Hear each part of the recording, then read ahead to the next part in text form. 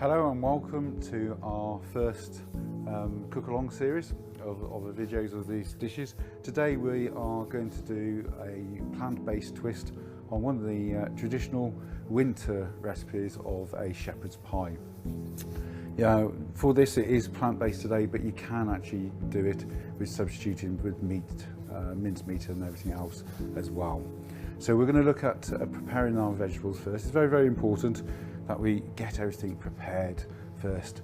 Obviously this is a quick and easy recipe because of all of the busy lifestyles and that, we need to be able to get everything done as quickly as possible in the kitchens so that we can actually sit down and enjoy the food that we cook. So hopefully it'll be a happy experience. So the first thing we need to do is to prepare some of the onions. So I'm going to show you how to prepare an onion. So I'm going to take the top off, cut it down to the board for safety, and cut the little bit of root off there. We don't want to cut too much because we waste the onion. It's very important to have a waste bowl as well so that we can put our waste into the bowl to keep our area clean and tidy and organised. So thinking of safety, always never cut in your hands, always cut down to the board. I'm just going to peel this off.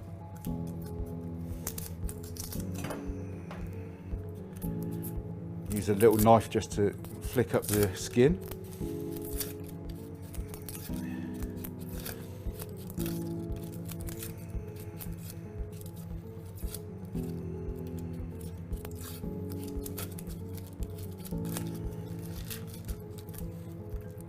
It's nice and clean and tidy then for us to cut onto the board. So I'm going to show you two cuts. One's the claw, one's the bridge. So for the onion today, I'm going to use the claw first. I'm going to turn it on the cut side so it doesn't wobble because it's pretty wobbly on there. So for safety, put on the cut side, make a bridge, and then we just cut down towards the board and cut the onion in half right through the root. So we're going to chop this up now. So using the claw, make sure you get your hands like that onto the onion, and we cut down. Now the thinner you cut it, the finer the dice will be. And then once we've cut all the way down, but not right through the end, we just turn it round and we cut downwards across. And again, the thinner we cut it, the finer the dice.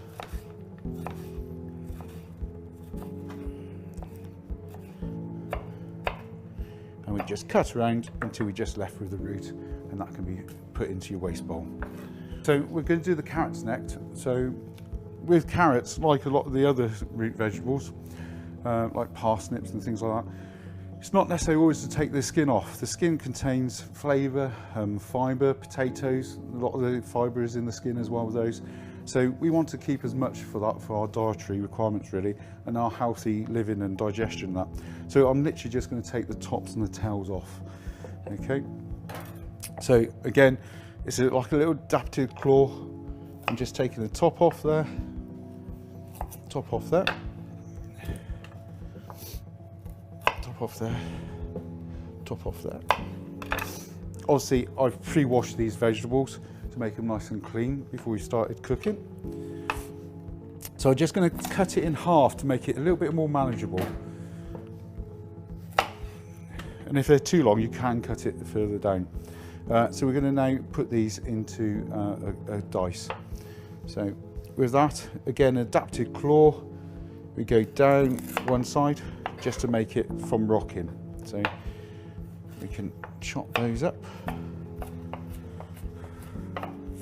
And then we can, again, a nice claw technique.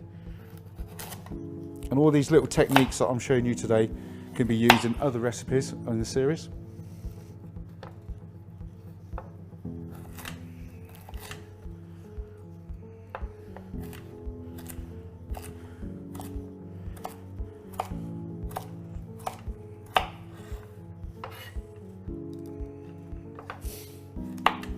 And it's fun to do this with the kids as well. Get involved, all the family involved. It's a nice little way of spending time as a family making a dish, makes prepping it quicker as well. And it's a bit rewarding to eat what you spent time cooking. So I'm going to move on to the swede now. So swede, we got to peel. It's quite tough, but we got to do it safely. So the best way to do it is, obviously they've got a flat side, so the best way to actually do it is to just follow the curve of the vegetable. So we literally just with a knife. If you're not comfortable with a knife though, you could use a peeler to peel it off as well, but the skin is quite tough for a peeler to go through. But you can peel it if you've got a strong enough peeler. But this one I'm going to do with a knife. All waste into the bowl as normal.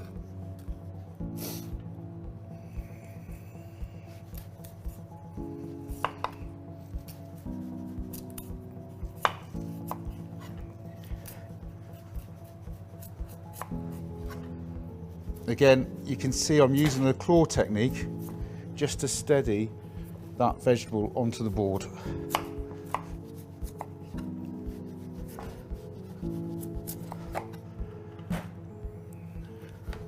I've just turned it over just to take the bits of skin off at the top. So adapting the claw method again, just take that little bit of dried top and bottom off. And now I'm going to cut into strips and dice. So claw technique, cut down.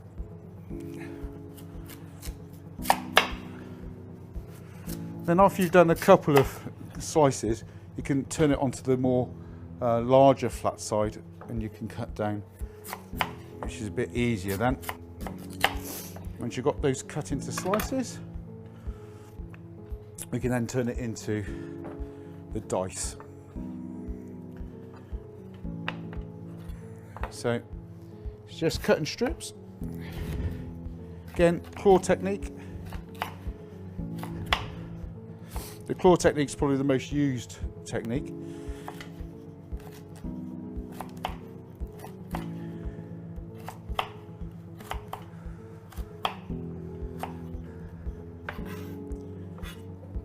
Don't worry about getting it too precise, as long as it's roughly the same size so it cooks all at the same time. But we're not going to measure it and get a ruler out to make sure they're perfectly square. So this is what a sweet potato looks like. Again, it's one of those vegetables that you need to peel on this occasion. So I'm going to peel this into my waste bowl to save it getting messy. And it is a bit tough, so persevere. And like I said, you know, it's not necessarily a race, it's just about getting it all prepared. And if you've got the children helping you as well, you can set one of them on the peeling while you're chopping and getting everything put together. And then, like I said, sit down at the end of the day as a family and enjoy the meal that you've prepared together as a family. And it's very sociable cooking and eating, and it's that family time when you can all sit down and discuss what's happened in the day and what's going on next day, and you know, just have that little bit of family time that we seem to lose. So again, back to the claw grip. This is a bit easier, as you can see. It goes through, the knife goes through this really easy. It's not as hard as the swede.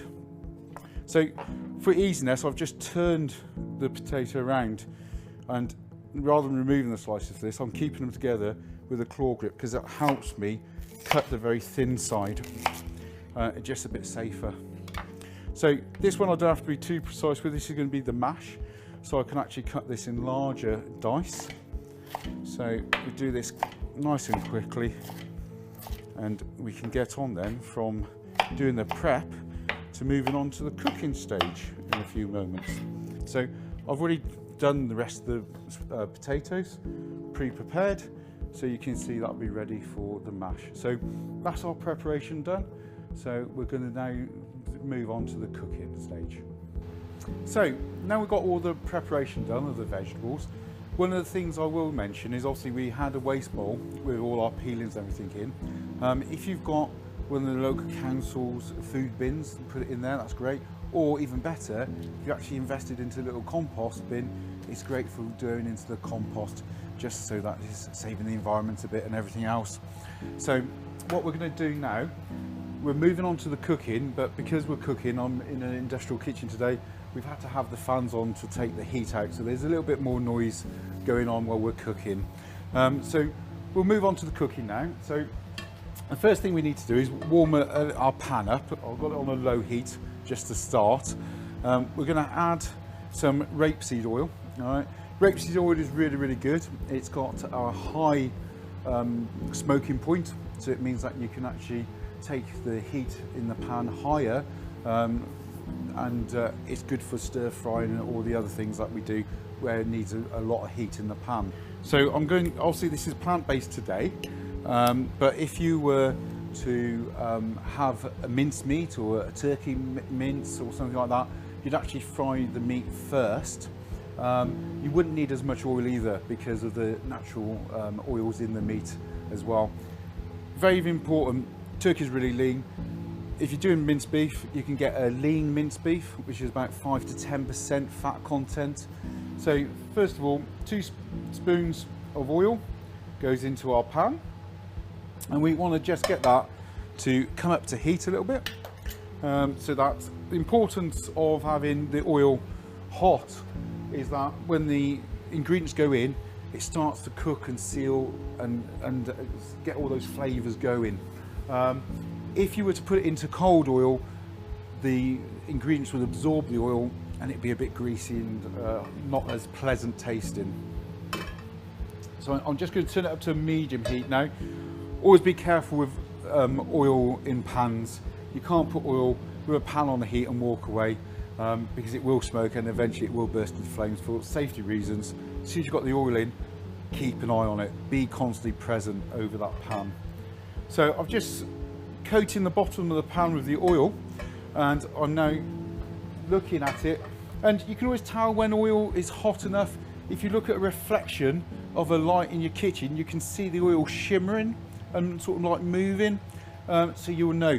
The other way to test it, to see that it's hot enough, is you take a little bit of onion and you drop it in and you see if it sizzles. Now I can hear it sizzling, so I know that's ready. So I'm going to put my onion in, and you'll hear a big sizzle when all of it goes in.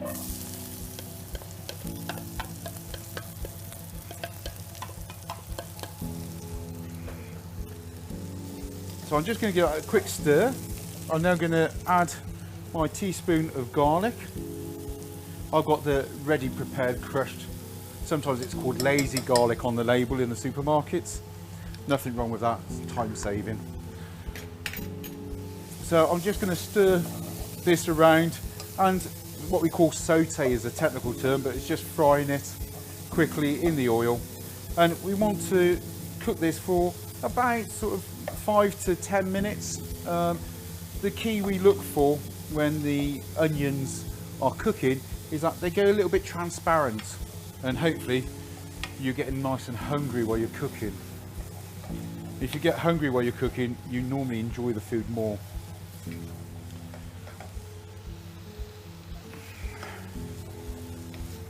So while this is cooking as well, on the back of the oven, I've already put my sweet potatoes into the water, and I'm boiling that up. And I've just got it down on a simmer now, it's come to a boil. And my potatoes are then just cooking ready, nice and steady, to make the mash. Onions are virtually ready now. So I'm going to add my swede and my carrots. Don't forget this is half the swede, not the full swede. Give that a stir.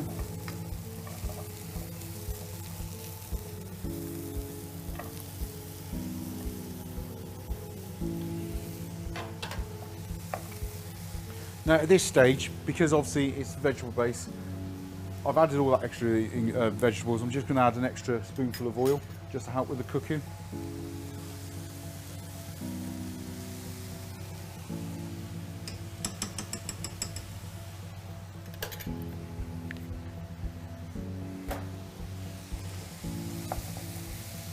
So again, what I'm looking for when I'm cooking is that the swede, when you saw it on the bench, is quite a white colour.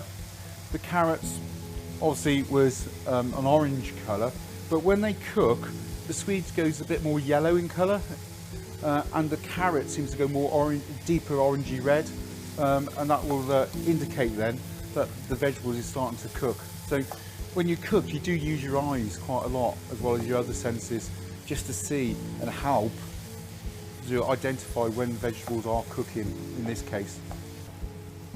So you can see that the vegetables now are looking brighter in colour, so I know they're starting to cook, and this is the right time now to add the lentils. So I'm just going to put it onto a low heat for the moment so it doesn't burn. I'm going to add my lentils. I find it really important to always give a stir after every addition of ingredients so that it's all evenly mixed in.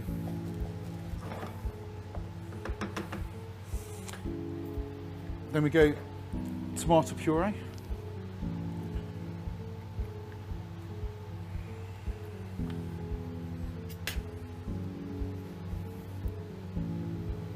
So I'm going to add a spoon of tomato puree.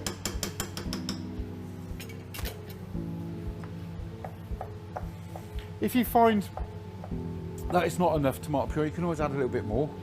The thing with tomato puree is it is quite concentrated, so there's a lot that can taste quite acidy. So it's there for additional flavour, but don't overdo the tomato paste.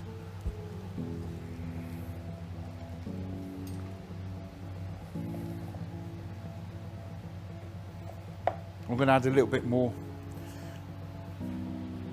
on this occasion.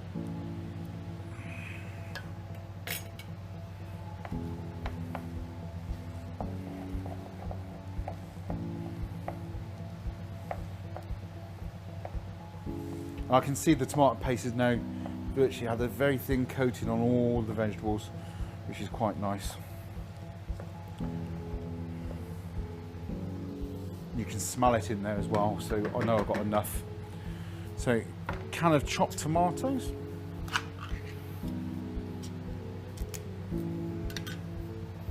That goes in.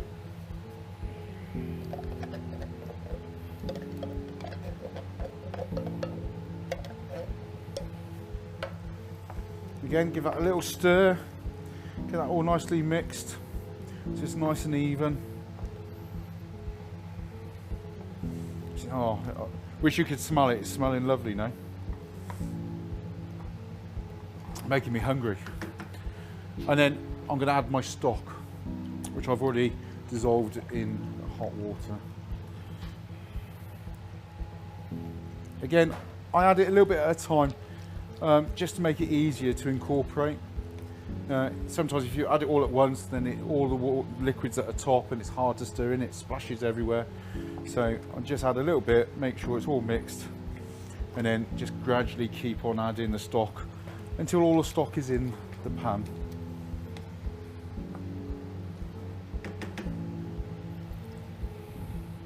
So at this stage it's important now, like I said, I had it on a low medium heat, so I'm going to turn the heat up now to return it to the boil, to get the heat into the pan so it can start cooking.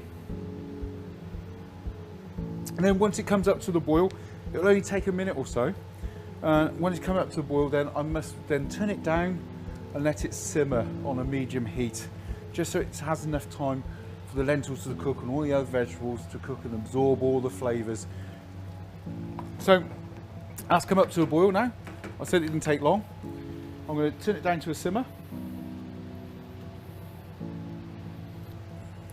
So I'm going to leave that settle now for 30 minutes and leave that cook, and I'm going to stir occasionally through that cooking process so it's not all stuck to the bottom. And like I said, my mash is cooking now, which that will take about 25 minutes to cook so it's nice and soft for that to be mash. And then once they're cooked, we can then put it together in a dish ready for baking.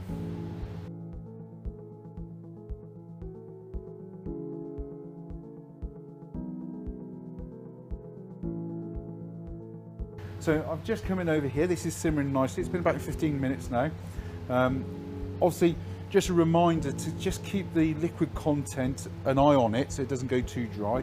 If you do need to add that little bit extra stock, or just need a little bit extra water just to keep it moist so that the lentils can cook thoroughly and swell nicely, then that's fine. All right, so just keep an eye on the liquid content. So we're going to now go on to the mash, because the mash is now ready. Okay, so thing with sweet potato, and one of the benefits of it over normal potatoes is that you don't have to add any butter because it's naturally creamy. So I'm just going to put it onto the work surface. If you haven't got a stainless steel bench and you're worried about burning a Formica or top or whatever you've got at home, then you can use a tea towel, fold it up, have it a little bit damp, and you can stand the pan on that, and that will stop it burning or messing up or melting your work surfaces. So I'm literally just going to use the normal masher, and I'm just going to mash down onto the sweet potato and just make it all nice and creamy. So this is nearly all mashed through and all the lumps are out of it. So you can see it looks nice and mashed. So I'm just literally going to whip it now using the masher. This builds a bit of muscle in your arms, so a good workout, say if you're going to the gym. So you can now see it's got that little bit smoother, a little bit creamier texture to it after whipping it. Okay, so now we'll come to the point when our lentils and the main part of the dish is now cooked. So we're going to demold this into a dish now. So I'm just using a normal bulk standard everyday casserole dish. Yeah, this is an old-fashioned Pyrex one, whatever you've got lying around, as long as it's oven proof. That's the main thing that you've got to remember. So our lentil filling is now cooked. So we just got to put that. You can see all the nice colours and how lovely it looks.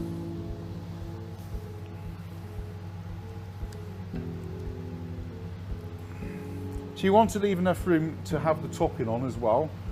So I'll put another little bit of spoon. So you can either do it as a big dish like this, or if you've got little individual ones that you want to do little individual shepherd's pie with, you can put them into individual ones. The beauty of this as well is that if you've got any spare, you can put it into a plastic container and freeze it for another day, and you can bring it out and do it. So a bit of prep if you want to save time in the future as well. So that's enough filling for this. And what we want to do now is to leave this to cool and just set it aside so it firms up before we put the mash on, because it is quite soft. If I put the mash on now, it'll all move and everything. So we're just going to let that chill and cool down naturally for it to be able to put the mash on. So the base now for the shepherd's pie has cooled. So it's time now to top it with that lovely mash that we've made and mashed up earlier. So I'm just going to literally spoon this right onto the top.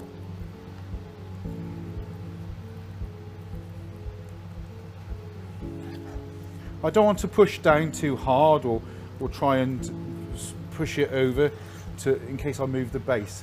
So I am literally just gently easing it on, and then I can finish it off properly in a minute. Sometimes you might want the rustic look. It's quite nice to be rustic. Nothing ever has to be too neat at times when you're cooking.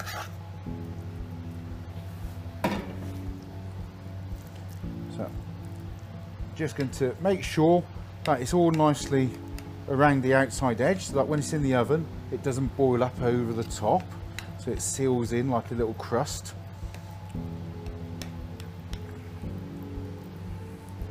It's a nice bright colour, it looks colourful. You could, if you want, get a fork and make ridges in it if you wanted to put a pattern into it, but we're going to put cheese on it anyway, and that's going to melt and forms a nice little bit of a glazed crust to it.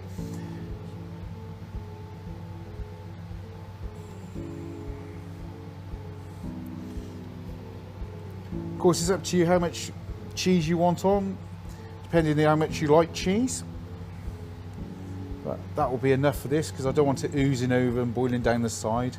So top with cheese, that's finished, and this is now ready to go into the oven and be baked at 180 degrees centigrade for 20 minutes. So this has now been baking for 20 minutes, and you can see it's come out really nice and golden on top, piping hot. So this is now ready to be served.